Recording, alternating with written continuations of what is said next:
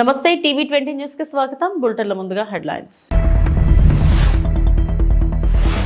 Advantage Assam 2.0 investment infrastructure summit ను ప్రారంభించిన ప్రధాని మోడీ.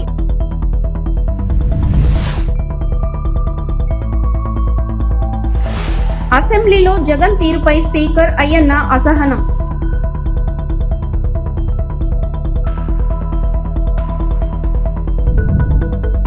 తిరుమల శ్రీవారిని దర్శించుకున్న సినీ నటి నిహారిక.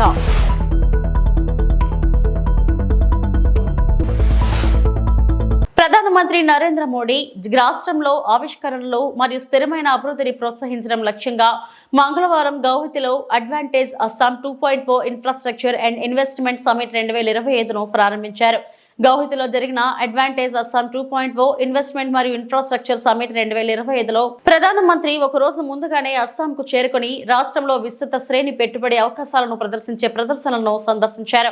కార్యక్రమంలో అస్సాం ముఖ్యమంత్రి హిమంత బిశ్వా శర్మ ఆయనను సత్కరించారు. ఎన్ చంద్రశేఖరన్, సజ్జన్ జిందాల్, ప్రశాంత్ రుయా, అనిల్ అగర్వాల్ మరియు అనిల్ కుమార్ చలమలశెట్టి వంటి వ్యాపార నాయకులు కూడా ఈ శిఖరాగ్ర సమావేశంలో పాల్గొన్నారు. ఆస్ట్రేలియా, దక్షిణ Korea, Singapore, Malaysia, Taiwan, Indonesia, Thailand, Bhutan మరియు జపాన్ వంటి దేశాల నుండి ఉన్నత స్థాయి ప్రతినిధులు కూడా పాల్గొన్నారు. साथियों, भारत पर मजबूत होते ग्लोबल ट्रस्ट के बीच आज हम सभी यहां असम में जुटे हैं, मां कामाख्या की धरती पर जुटे हैं. भारत की ग्रोथ में असम का कंट्रीब्यूशन लगातार बढ़ता जा रहा है. 2018 में एडवांटेज असम समिट का पहला एडिशन आयोजित हुआ था. तब असम की इकोनॉमी 3.25 लाख करोड़ रुपए की थी. आज असम करीब 6 लाख करोड़ रुपए की इकोनॉमी वाला राज्य बन गया है. यानी भाजपा सरकार में सिर्फ 6 सालों में असम की इकोनॉमी की वैल्यू डबल हो गई है. ये डबल इंजन की सरकार का डबल इफेक्ट है. असम में हुए ढेर सारे इन्वेस्टमेंट ने, आप सभी ने असम को अनलिमिटेड पॉसिबिलिटीज का राज्य बना दिया है. असम सरकार यहां एजुकेशन, स्किल, अन्य कई प्रकार के डेवलपमेंट और साथ साथ बेहतर इन्वेस्टमेंट एनवायरनमेंट पर फोकस कर रही है. बीते सालों में भाजपा सरकार ने यहां कनेक्टिविटी से जुड़े इंफ्रास्ट्रक्चर पर बहुत काम किया है. मैं आपको एक उदाहरण देता हूं. साल 2014 से पहले ब्रह्मपुत्र नदी पर बस 3 पुल थे. यानी 70 सालों में सिर्फ 3 ब्रिज. लेकिन बीते 10 सालों में हमने 4 नए ब्रिज बनाए हैं. हमने इनमें से एक ब्रिज का नाम भारत रत्न भूपेन हजारिका जी के नाम पर रखा है. శాసనసభను ఉద్దేశించి ప్రసంగించిన తర్వాత Delhi lieutenant governor V K Saxena ఢిల్లీని వికసిత నగరంగా అభివృద్ధి చేయడం, యమునా నదిని శుభ్రపరచడం మరియు చెత్త కుప్పలను తొలగించడం అనే ప్రభుత్వ స్పష్టమైన ఉద్దేశాన్ని నొక్కి చెప్పారు. ఆయన ప్రజల ఆదేశాన్ని అంగీకరించి నేను ఇక చెప్పడానికి ఇంకేమీ లేదని అన్నారు. ఆయన వ్యాఖ్యలు పట్టణ అభివృద్ధి మరియు పర్యావరణ సమస్యలపై పరిపాలన దృష్టిని హైలైట్ చేశాయి. हमारी सरकार का एजेंडा बहुत साफ है. दिल्ली का विकास करना, दिल्ली को विकसित दिल्ली बनाना, यमुना को साफ करना, कूड़े के पहाड़ों को खत्म करना और जो गरीब लोग हैं उन्हें सारी सुविधाएं देना. मैंने अपने अभिभाषण में ये बात कही है, सरकार का एजेंडा बिल्कुल साफ है। सर, पहले आपको कहा गया था कि दिल्ली की एक और महिला मुख्यमंत्री मिली है दिल्ली को। कई बार ये सवाल उठाए जाते हैं कि एक फुल फ्लेजेड महिला मुख्यमंत्री शीला दीक्षित के बाद पहली बार मिली है, क्योंकि बीच में कहा गया था कि एक स्टॉप गैप अरेंजमेंट, उसको आप किस तरीके से देखते हैं? देखिए, हाँ, इसमें कोई शक नहीं है कि श्री केजरीवाल जी ने ये कहा था कि जो आतिशी जी को मुख्यमंत्री बनाया गया है वो टेम्परेरी है और उसके बाद मैं मुख्यमंत्री बनूंगा। मैं उस बारे में बहुत ज्यादा तो नहीं कहना चाहता हूं कि आपको मालूम है कि माननीय सुप्रीम कोर्ट ने, जो देश की सर्वोच्च अदालत है, उसने ही उन्हें सचिवालय जाने पर रोक लगाई हुई थी। वो किसी फाइल को साइन नहीं कर सकते थे, उसके ऊपर भी रोक लगाई हुई थी और उसके बाद दिल्ली की जनता ने अपना निर्णय भी दे दिया। तो उसके बाद मेरे लिए कुछ कहने के लिए रह नहीं जाता है। ये जो जीत हुई है, इस बार चुनाव हुआ, विधानसभा चुनाव, बहुत सारे आरोप प्रत्यारोप लगाए गए, उसमें कई सारे प्रत्यारोप निजी भी थे, प्रधानमंत्री पर भी और इन सब पर भी लगाया गया। तो आपको क्या लगता है कि ये जो निर्णय आया है, जनादेश आया है, वो कितना बड़ा जनादेश है? इसमें कोई शक नहीं है कि केजरीवाल जी ने माननीय प्रधानमंत्री जी के बारे में बहुत कुछ खराब बातें कही और यहां तक कहा कि अगर उन्हें दिल्ली का इलेक्शन जीतना है तो जन्म लेना पड़ेगा। इस बारे में मैं बस इतना ही कहना चाहूंगा कि जब कभी कोई व्यक्ति किसी को छोटा समझता है, या तो वो उसे दूर से देखता है या अपने गुरूर से देखता है और उसका जवाब जनता ने दे दिया है। धन्यवाद। అసెంబ్లీలో వైకాపా సభ్యుల ప్రవర్తనపై స్పీకర్ అయ్యన్న పాత్రుడు తీవ్ర అసహనం వ్యక్తం చేశారు. బడ్జెట్ సమావేశాల రెండో రోజు సభ ప్రారంభం కాగానే ఆయన మాట్లాడారు. గవర్నర్ ప్రసంగం సమయంలో వైకాపా సభ్యులు వ్యవహరించిన తీరు సరికాదన్నారు. సీఎంగా పనిచేసిన వ్యక్తి సభ్యత్వం మరిచి ప్రవర్తించారని జగన్ను ఉద్దేశించి ఆయన వ్యాఖ్యానించారు. తన పార్టీ సభ్యుల తీరును నియంత్రించాల్సింది పోయి కూర్చొని నవ్వుకుంటారని నిలదీశారు. బొత్స వంటి సీనియర్ నేత పక్కనే ఉండి కూడా జగన్ చేసేది తప్పని చెప్పలేదని ఆక్షేపించారు. రానున్న రోజుల్లో ఇలాంటివి జరగడానికి వీల్లేదని, ఎక్కడైనా జగన్ విజ్ఞతతో వ్యవహరించాలన్నారు. అందరికీ నమస్కారం అండి. ఈ సభని ప్రారంభించే ముందు రెండు విషయాలు కొన్ని మీతో మాట్లాడాలనుకుంటున్నాను. నేను ఏంటంటే, నిన్న సభలో జరిగినట్టు సంఘటన మీ అందరూ చూశారు. నాకైతే చాలా బాధ అనిపించింది. ప్రజాస్వామ్యంలో మన రాష్ట్రంలో ఉన్నతమైన సభ ఈ సభ. ఆ సభకి ప్రసంగించడం కోసం ముఖ్య అతిథిగా గవర్నర్ గారిని అతిథిగా మనం ఆహ్వానించుకున్నాం. అతన్ని గౌరవించవలసిన బాధ్యత అందరూ సభ్యులందరూ మీద ఉంది, మీ అందరికీ తెలిసిన విషయమే. అటువంటి గవర్నర్ గారు ఉపన్యాసం చేస్తున్నప్పుడు నిన్న జరిగిన సంఘటన సభ్య సమాజం సిగ్గుపడవలసిన విషయం నేను భావిస్తున్నాను. నిన్న జరిగిన సంఘటన మీరు కళ్ళారా చూశారు, మీరు అందరూ కూడా, మీరే కాదు ప్రజలందరూ చూశారు. ఒక ముఖ్యమంత్రిగా పనిచేసిన వ్యక్తి, ఒక పార్టీకి అధ్యక్షుడిగా ఉన్న వ్యక్తి, పార్లమెంటు మెంబర్గా కూడా పనిచేసిన వ్యక్తి సభ్యత మర్చిపోయి ఆ విధంగా ప్రవర్తిస్తే కనీసం కూర్చొని చూస్తూ నవ్వుకుంటున్నాడు తప్పించి వాళ్ళ సభ్యుల్ని కంట్రోల్ చేసే పరిస్థితి ఎక్కడ కనిపించదండి మనకి. పైగా ఎంకరేజ్ చేస్తాడండి. ఇది సాంప్రదాయం అండి, ఇది సాంప్రదాయం అంటట. సాంప్రదాయం ఏంటండి? ఒక ఉన్నతమైన వ్యక్తిని అగౌరవపరిచే విధంగా ప్లే కార్డ్స్ పట్టుకొని రావడం, కాగితాలు చింపి పోడియం మీద విసిరారు. అంటే గవర్నర్ మాట్లాడుతూ ఉంటే గవర్నర్ మీద, ఇది పద్ధతి కాదు. ఈ సాంప్రదాయం అంటాడు. ఏంటి సాంప్రదాయం నాకు అర్థం కాదండి. ఇది పద్ధతి కాదు, ప్రజాస్వామ్యం ఇది మంచి పద్ధతి కాదు. పైగా అతనికి ఆలోచన లేకపోయినా పక్కనే ఉన్నటువంటి సీనియర్ మెంబర్ బొత్స సత్యనారాయణ గారికి కూడా ప్రోత్సహించారు. వారైనా ఇది తప్పు అని చెప్పే పరిస్థితి లేదు. ఇటువంటి సంఘటనలు రాబోయే రోజులు జరగకూడదు అనేది నా తాలూకు ఆలోచన విధానం.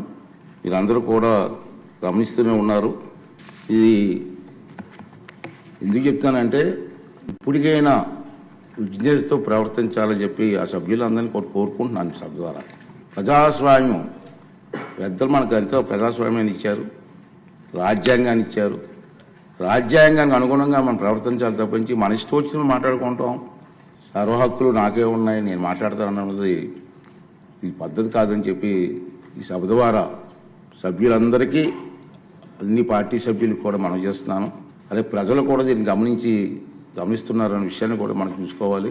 ఉంది. మన గవర్నర్ ప్రసంగం అయింది నిన్న. ఈరోజు గవర్నర్ ప్రసంగం మీద చర్చ ఉంది. వాళ్ళకి ఏమైనా అభ్యంతరాలు ఉంటే ఈ చర్చలు పాల్గొనవచ్చు కదా, మాట్లాడే అవకాశం మనం ఇస్తాం కదా.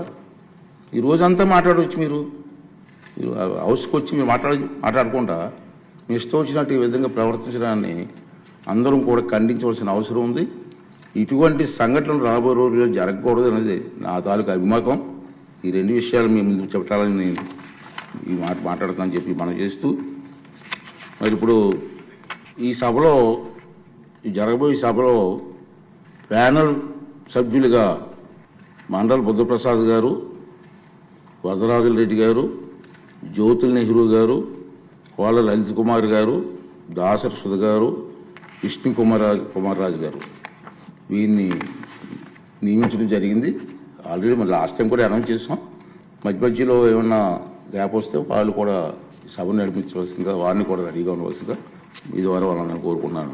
మెడలు వంచి ప్రత్యేక హోదా తెస్తానని జగన్ అన్నారు. ఏమైంది? టీడీపీ జనసేన రెండూ కలిసి ఎన్డీఏకు మద్దతు తెలిపాయి. డబుల్ ఇంజిన్ సర్కార్ వస్తుందని ముందుగానే చెప్పాం. అధికారంలోకి రాగానే 13,000 కోట్లు రాష్ట్రానికి తీసుకొచ్చాం. అమరావతి పోలవరానికి కేంద్రం నుంచి నిధులు తీసుకొచ్చాం. విశాఖ రైల్వే జోన్, విశాఖ ఉక్కును కాపాడుకున్నామని మంత్రి నారా లోకేష్ పేర్కొన్నారు. నేను మళ్ళీ చెప్తున్నా, అన్కండిషనల్ సపోర్ట్ చేశాం, రాష్ట్ర ప్రయోజనాల కోసం చేశాం. గత 9 నెలలు పూర్తి చేయలేదు సార్. మీరేమన్నారు అధ్యక్ష? ఒక్క నిమిషం, మీ నాయకుడు ఏమన్నారు అధ్యక్ష? పులివెందుల ఎమ్మెల్యే ఏమన్నారు? గతంలో మెడలో ఉంచి ప్రత్యేక హోదా తెస్తాడు. ఏమైంది? మెడలో ఉంచి ప్రత్యేక హోదా తెస్తానని ఆనాడు చెప్పారో చెప్పలేదా? అన్ని బిల్స్ మీరు 5 సంవత్సరాలు సపోర్ట్ చేశారు. ఏమైంది? ప్రత్యేక హోదా తీసుకురాలేదు. మేము మళ్ళీ చెప్తున్నాం, తెలుగుదేశం పార్టీ జనసేన సభ్యులు కూడా ఉన్నారు. తెలుగుదేశం పార్టీ జనసేన రెండు పార్టీలు కలిసి అన్కండిషనల్ గా ఇండియన్ మేము సపోర్ట్ చేశాం. ఎన్నికల ముందర కూడా చెప్పాను ప్రజలకి. నేను చెప్పాను అధ్యక్ష. ఒక్క నిమిషం సార్, మేము 24 ఎన్నికల్లో ఏం చెప్పాం? డబుల్ ఇంజిన్ సర్కార్ అని చెప్పాం. డబుల్ ఇంజిన్ సర్కార్ ఇప్పుడు వచ్చింది. కేంద్రం రాష్ట్రం ఒకే ప్రభుత్వం ఉంది. రైల్వే జోన్ ఎవరు కాపాడారా? నేను కాపాడాను. విశాఖకు మీరు పెద్ద మాటలు మాట్లాడుతున్నారు. 13,000 కోట్లు చంద్రబాబు గారు పైన నాయకత్వం మేము తీసుకొచ్చాం అధ్యక్ష. 13,000 కోట్లు తీసుకొచ్చాం. మీ ఉత్తరాంధ్ర ఎమ్మెల్సీలు మాట్లాడమనండి. మీరేం చేశారు 5 సంవత్సరాలు? ఏం చేశారు మీరు 5 సంవత్సరాలు? అడుగుతున్నా. అమరావతి నిధులు ఎవరు తీసుకొచ్చారు? మేము తీసుకొచ్చాం. పోలవరం గాలికి వదిలేశారు మీరు. బుల్లెట్ దిగినా అని మీ మంత్రి గారు అడిగారు. ఏమేమైనా పెద్ద మాట్లాడతారు. పోలవరం నిధులు తీసుకొచ్చారు. 6.5 ప్యాకేజ్ కి మొన్న 1000 కోట్లు రిలీజ్ చేశాం.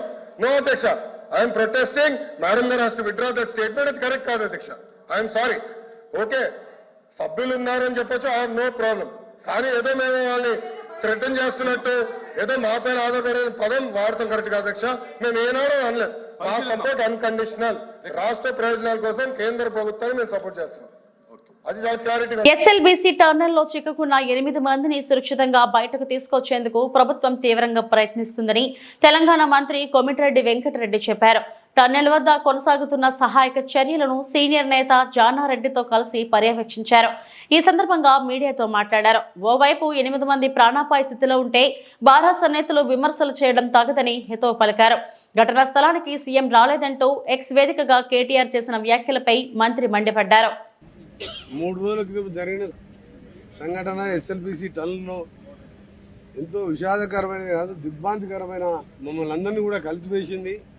తెలంగాణ ప్రజలనే కాదు, మొత్తం భారతదేశం ప్రజల్లో కూడా. ఎందుకంటే ఇలాంటి టన్నులు ప్రపంచంలో ఎక్కడా లేదు. 43 కిలోమీటర్లు ఎక్కడ ఓపెనింగ్ లేకుండా 3 లక్షల ఎకరాలకు గ్రావిటీ ద్వారా నీళ్ళు ఇచ్చుకుంటూ ఫుల్ లెవెల్ కెపాసిటీ అయితే 6,000 క్యూసెక్స్, ఫుల్ కెపాసిటీ అయితే 4 లక్షల ఎకరాలు ఇచ్చుకుంటూ దేవరకొండ, పెద్ద ఊరతో పాటు నల్గొండ, నగరికల్ కాన్ఫరెన్స్ వరకు నీళ్ళు సాగునీరుతో పాటు ఫ్లోరైడ్ మొత్తం మాయం చేస్తూ ఎప్పుడు గ్రావిటీతో నడిచే ప్రాజెక్టు, మా కలల ప్రాజెక్టులో ఈ ఇన్సిడెంట్ ఇప్పటి వరకు దాదాపు 9.5 కిలోమీటర్ మాత్రమే మిగిలింది. ఏ ఒక్క చిన్న ఇన్సిడెంట్ జరగకుండా సంఘటన జరగలేదు. అని ఇంత పెద్ద సంఘటన ఒకటేసారి జరగగానే నిజంగా కూడా అందరం కూడా బాధపడుతూ మాది ఒకటే కోరిక, మాది ఒకటే, మేము దేవుని ప్రార్థించేది ఒకటే, ఫస్ట్ మా కోసం మా ప్రాజెక్టుని కష్టపడటానికి 1000 కిలోమీటర్ల కుటుంబాలను వదిలిపెట్టి అస్సాం, జార్ఖండ్, మధ్యప్రదేశ్, ఉత్తరప్రదేశ్కి వెళ్ళి వచ్చి చిక్కిపోయిన 8 మంది వాళ్ళని ఏ విధంగా ప్రాణాలతో బయటికి తీసుకురావాలనే ఈరోజు మా గౌరవ ముఖ్యమంత్రి రేవంత్ రెడ్డి గారు కానివ్వండి, ఇరిగేషన్ మినిస్టర్ ఉత్తమ్ కుమార్ రెడ్డి గారు, జూపల్లి కృష్ణారావు గారు, అలాగే పెద్దలు జానారెడ్డి గారు కూడా రోజు పర్యవేక్షిస్తూ ఈరోజు స్వయంగా ఇక్కడ తెలుసుకొని కొన్ని సలహాలు ఇవ్వడానికి వారు రావడం, ఇక్కడ స్థానిక ఎమ్మెల్యే మా వంశీకృష్ణ కానీ, బాలు నాయక్ కానీ, జయవీర్ కానీ, నేను ఈరోజు స్వయంగా రావడం, మధ్యలో 2 డేస్ నేను లేకపోవడంతో రోజు ఫోన్లో గంట మాట్లాడుతూ, కానీ ఆ 8 మందిని ప్రాణాలతో తిరిగి రావాలనే ఆ శ్రీశైల మల్లారెడ్డి కూడా ప్రార్థిస్తున్నాం అని ఎక్కడో కూడా మాకు ఆశ ఉన్నది. అందుకని ఇలా ఎన్డీఆర్ఎఫ్, ఆర్మీ, ఎస్డీఆర్ఎఫ్, సింగరేణి, ఇంకా ఆర్మీ వాళ్ళు కొత్త మిషనరీ కూడా ఢిల్లీకి వెళ్ళి తెప్పిస్తున్నా అని చెప్పి మన తెలంగాణ ఇన్ఛార్జ్ ఆర్మీ ఆఫీసర్ ఇప్పుడే చెప్పడం జరిగింది. మేము ఒకటే కోరుకుంటున్నాం, తప్పకుండా వీళ్ళు ఇప్పుడు కూడా రెస్క్యూ టీం లోపల ఒకటి ఉన్నది. దేశ విదేశాలలో ఇలాంటి సంఘటనలు జరిగినప్పుడు దీన్ని పరిష్కారం చూపిన వాళ్ళందరినీ కూడా ఇక్కడ పిలిపించినాం. అందుకని మేము రాజకీయాలను వాళ్ళని విమర్శించినా వాళ్ళ విజ్ఞతకే వదిలిపెడుతున్నాం. ముఖ్యమంత్రి గారు ఎందుకు రాలేదు, వారు ఎందుకు రాలంటే 3 మినిస్టర్లము, క్యాబినెట్, ఎమ్మెల్యేలము, ఇంతమంది టెక్నాలజీ వచ్చి ముఖ్యమంత్రి గారు వచ్చాయి, ఇక్కడ సెక్యూరిటీ పరంగా కానీ ఈ వర్క్స్కి ఇబ్బంది కలగొద్దని వారు రాలే. దాని మాత్రాన ఇవాళ కేటీఆర్ ఎటు కూడా ట్విట్టర్ దొరికిందని చెప్పి ఇది మంచి పద్ధతి కాదు. కేటీఆర్ నువ్వు కొంచెం సంస్కారం నేర్చుకోను. నీ రాజన్న సిరిసిల్లాలో పోయిన 3 ఏళ్ల కింద కాళేశ్వరం కడుతున్నప్పుడు 7 మట్టి జల సమాధి అయ్యిండ్రు. నువ్వు పోయి చూసినావు, అప్పుడు నీకేం పని ఉండే? 3 సంఘటనలు జరిగి 12 మంది చనిపోయారు కాళేశ్వరం ప్రాజెక్టు కడతప్పుడు. ఒక్క సుక్క ప్రాజెక్టు నీళ్లు రాలే, 2 లక్షల కోట్లు పోయి. మేము విమర్శించదలుచుకోలే, కానీ నువ్వు ట్విట్టర్లో పెట్టి పేపర్ స్టేట్మెంట్, టీవీలలో ముఖ్యమంత్రి గారు ఎమ్మెల్సీ ఎన్నికల ప్రచారం పోయినాను. వాళ్ళ ప్రచారం కాదు. ముఖ్యమంత్రి గారు మీకు తెలుసు 15 నెలలకెళ్ళి 24 గంటలు ఏ చిన్న ప్రోగ్రాం ఉన్నా పిలవగానే వస్తాడు. మీ నాయనలాగా 15 నెలలు ప్రతిపక్ష నాయకుల ఫామ్ హౌస్లో పండుకోలే, 10 ఏళ్ళు ముఖ్యమంత్రిగా ఫామ్ హౌస్లో పండుకోలే. కానీ ఈరోజు వర్క్స్ డిస్టర్బ్ అవుతుంది, రెస్క్యూ టీమ్స్ ఉన్నాయి అని మమ్మల్ని పంపించి మేము ఇక్కడ ఉండి మేము అన్నీ చూసుకోవడానికి ఇక్కడ ఉన్నాం. కానీ మీరు సంస్కారం నేర్చుకోరు. ఎప్పుడు కూడా మీరు విమర్శించాలంటే మస్తున్నాయి. రాజకీయాలు ఇన్సిడెంట్ అయినప్పుడు అక్కడ అధికారులకు, రెస్క్యూ టీంలకు వాళ్ళకు సేవలు అందించడానికి ఇబ్బంది లేకుండా ఈ సెక్యూరిటీ పేరు మీద పోలీసులు అడా ఉండొద్దని ముఖ్యమంత్రి గారు రాలే. అయినా మేమందరం కూడా గవర్నమెంట్లో ఇచ్చుకుంటూ మాకు తోచిన సలహాలే కాదు, ప్రపంచంలో ఇలాంటి సంఘటనలు జరిగిన వాళ్ళందరినీ కూడా పిలిచే పనులు ఉన్నాం. అమెరికాకు చెందిన రాబిన్స్ కంపెనీ వాళ్ళకు కూడా ఇప్పుడే నేను మాట్లాడినా. ఎట్లా నోరు వచ్చిందో అర్థం కాదు. కేటీఆర్ గారు ఎందుకు ఈ రాజకీయాలు మాట్లాడతారు మీరు? ఒక్కసారి మరి నువ్వు ప్రతిపక్ష నాయకుడు, మీ నాయన నువ్వు కొడితే గట్టి కొడతా అన్నావు కదా, మరి వచ్చి ఇలాంటి ఇన్సిడెంట్ ప్రతిపక్ష నాయకుడు బాధ్యత లేదా? ఇలా పెద్ద మనిషి ఏ పదవి హోదాలో ఉన్నాడు, 2 రాష్ట్రాల్లో సీనియర్ అయినా ఈ వయసులో కూడా వచ్చి సలహాలు ఇస్తూ వాళ్ళందరికీ కూడా మీరు తొందరపడకండి, ఏ విధంగానన్నా బతికించండి అని చెప్పి ఆయనకున్న అనుభవంతో ఇవాళ చెప్తుంటే ప్రతిపక్ష. సినీ నటి నాగబాబు కుమార్తె కొణిదెల నిహారిక తిరుమల శ్రీవారిని దర్శించుకున్నారు. మంగళవారం వేకువజామున స్వామివారి సేవలో ఆమె పాల్గొన్నారు. దర్శనం అనంతరం అధికారులు ఆమెకు తీర్థ ప్రసాదాలను అందజేశారు.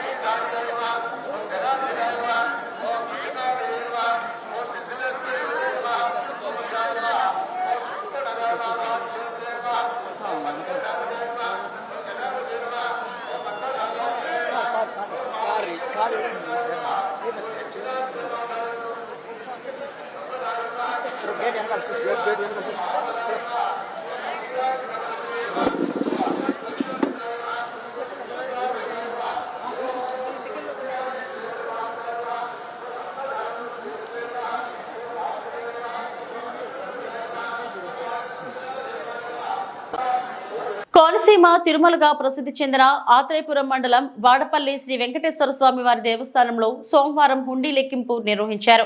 31 రోజులకు సుమారు 1,34,00,000 రూపాయల ఆదాయం సమకూరింది.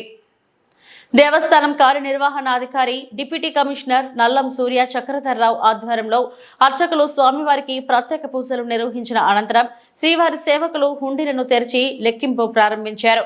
ఆలయ ప్రధాన హుండీల నుంచి 1,09,68,428, అన్నప్రసాద హుండీల నుంచి 21,50,593 వెరసి 1,34,01,911 రూపాయల ఆదాయం వచ్చిందని కార్యనిర్వహణాధికారి కమిషనర్ చక్రధర్రావు తెలిపారు. అలాగే 30 గ్రాముల బంగారం, 1 కేజీ వెండి వస్తువులతో పాటు 34 విదేశీ కరెన్సీ నోట్లు వచ్చాయని చెప్పారు.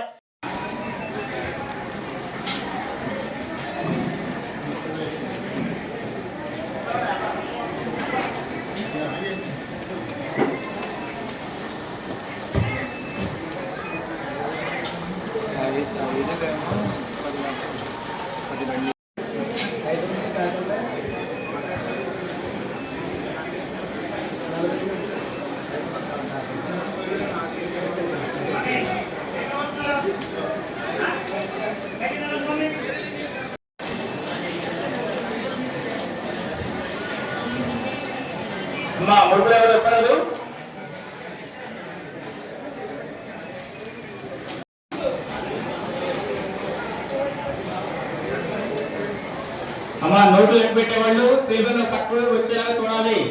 మీరు డబల్ 2 మంది చేయకుండా ఒకసారి క్లియర్గా చూసుకోండి.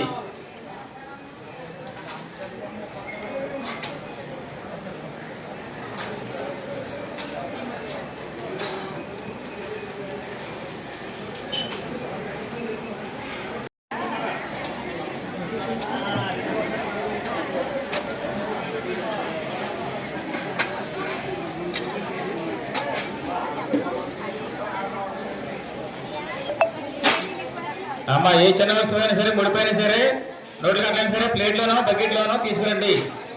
చేతితో మాత్రం ఏ ఒక్క సేవకుడు తీసుకురావద్దు.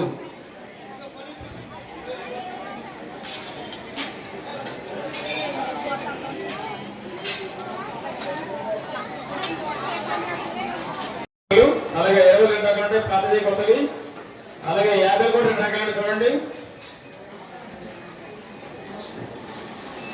మీ దగ్గర ముడుపులు వచ్చిన పిల్లలు వచ్చిన పక్కన పెట్టండి, 1 ప్లేట్ తీయండి. ఇవి ఇప్పటివరకు నా బులెటిన్ అప్డేట్స్. నమస్తే.